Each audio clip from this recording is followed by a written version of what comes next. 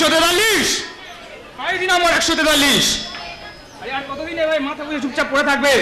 দেবো না খুব তাড়াতাড়ি তোমার ছুটি হতে চলেছে। কি হলো? আরে এই খুশির খবরটা শুনে এখনো চুপ করে আছো? 143 এই জেলে আমি নতুন পোস্টিং হয়ে গেছি, তাই আমি জানি না তুমি কে। তবে এখান থেকে বেরিয়ে নিজেকে একটু পরিবর্তন করে নিও, কারণ জীবনের পথ যে বড়ই দুর্গম।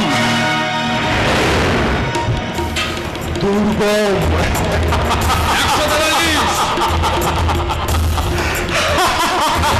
143 দুর্গম গিরি অন্তর মরুর পাহাড় হে রঙ্গিতে হবে রাত পুলিশিতে জঞ্জুলা হুঁশিয়ার তুলিতেছে তরি ফুলিতেছে জল ফুলিতেছে বাজি তো ছিড়িয়েছে মন কে ধরিবে হাল কার তুমি এই পেট্রোল রবীন্দ্র ব্যাচ নাম্বার 223 2024 আর তুমি খুনি, তুমি খুনি পেয়ে গেলে যে তুমি খুনের আসামি, তুমি একজন খুনি।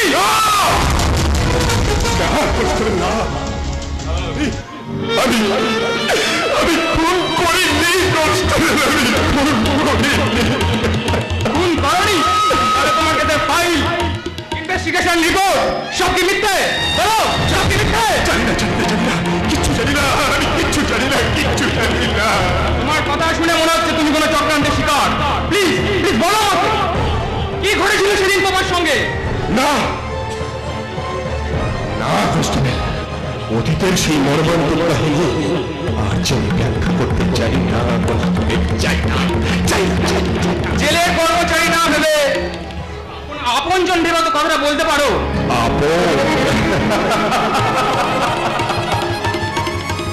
কনস্টেবল, আপন কহিতে মরি আজ কেহ নাহি ভবে, বিভিন্ন হৃদয়ে দুঃখে করি কলঙ্ক যে রাখিয়াছে ঢেকে। আমি ঈশ্বর ভয়ঙ্কর বিভীষিকাময় হৃদয় ঈশ্বর, যার চোখে ছিল পাগলামি, মাথায় ছিল ভাবনামি, আর মনে ছিল প্রদূষণের আগুন।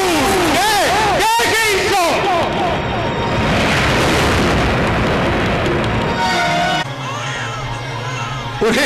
ওরে চুপ কর মা, চুপ কর। আপনার বলতো এই সংসারের একটা পুরুষ মানুষ হয়ে এই দুধের বাচ্চার কান্না সামলানো আমার পক্ষে কি সম্ভব? আমি তো একেবারে হিমশিম খেয়ে যাচ্ছি। আচ্ছা আপনারাই বলুন কি দরকার ছিল এর মা চাকরি করবার? কিন্তু আমাকে তো এখানে দেরি করলে চলবে না। আজকের মধ্যে ব্যাংকে 50 লাখ টাকা জমা দিতে না পারলে ওই টেন্ডারটা আমার হাতছাড়া হয়ে যাবে। ওই ব্যবসা বাচ্চা সংসার দুটো সামলাতে আমি তো একবারই হিমশিম খেয়ে যাচ্ছি। না আমার তো এখানে দেরি করলে চলবে না। আজকেরই মধ্যে ওই ব্যাংকে টাকাটা জমা দিয়ে টেন্ডারটা হাতে নিয়ে আমার ব্যবসাটাকে আরো অনেক উপরে তুলে নিয়ে যেতে হবে।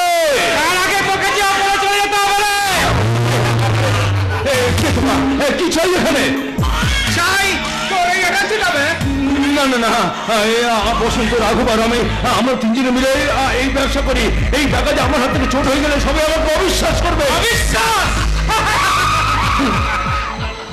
শুনে না, তোর বন্ধুই আমাদেরকে এখানে পাঠিয়েছে। বন্ধু? না তোমাদের কথা আমি বিশ্বাস করি না। আমরা তিনজনে একসঙ্গে কারবার করি, আমরা যে একে অপরের হরিহর আত্মা।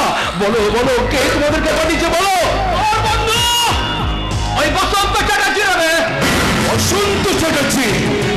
না এই কিছুতে হতে পারে না, তোমাদের কথা বিশ্বাস করি না।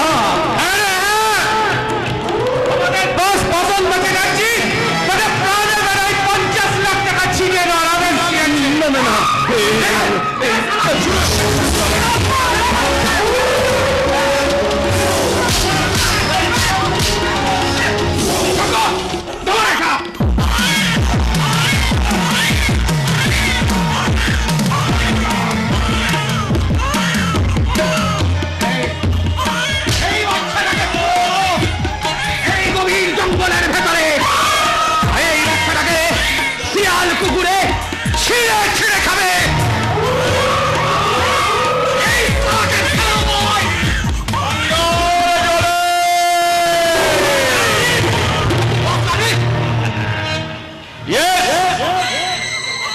পলিটিক্সের পাবলিক নাম আমার রাঘব রায়। আমার জন্য সবাই বলবে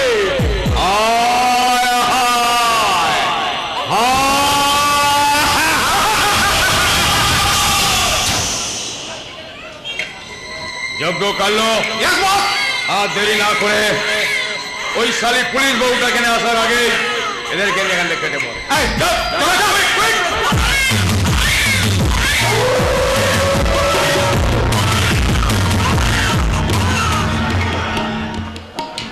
All clear! জয় সাল্লাল, ওই 50 লাখ টাকা দিয়ে আমি রমরমিয়ে চালিয়ে যাব 2 নম্বরের রাইস মিলের কারবার। তারপর সরকারি রেশনের চল বেলাত করে আমি ইনকাম করব 2 কোটি টাকা।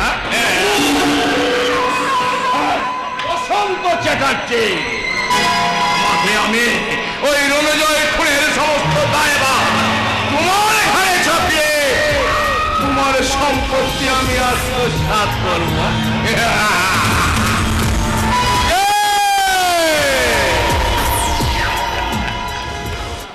আমি পলিটিক্সের পাবলিক, নাম আমার রাঘব রায়। আর আমার জন্য সবাই বলবে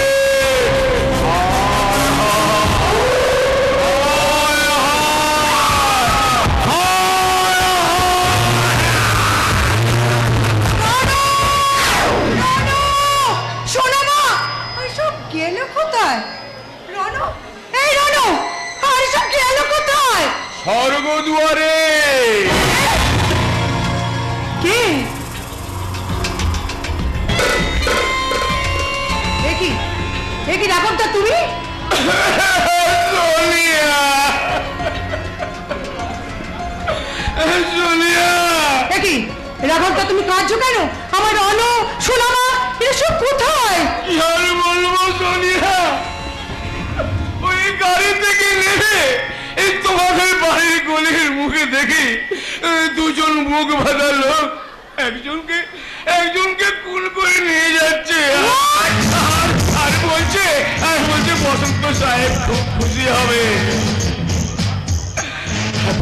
তারপর বলছে এই বাচ্চাটাকে মেরে জঙ্গলে ফেলে দেবে।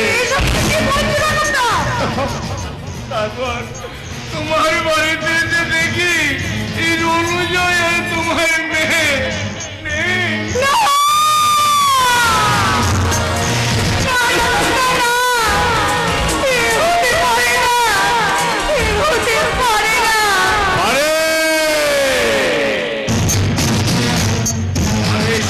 পারে ওই বসন্ত চ্যাটার্জি সব পারে।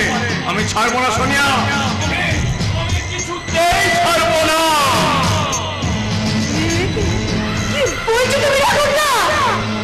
সোনিয়া, আমি তো আছি নাকি? তুমি? হ্যাঁ, আমি পলিটিক্সের পাবলিক, নাম আমার রাঘব রায়। আমার জন্য না, ওই রণজয়ের জন্য সবাই বলবে হায় হায় হায়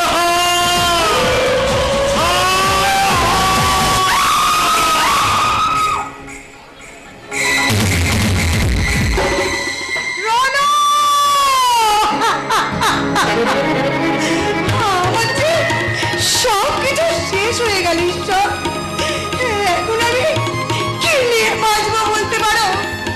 ওই একটা স্বার্থ পল্লবী মানুষ আমার শিয়রে জয় ডঙ্কা বাজিয়ে গেল, আর আমি পুলিশ হয়েও কিচ্ছু করতে পারলাম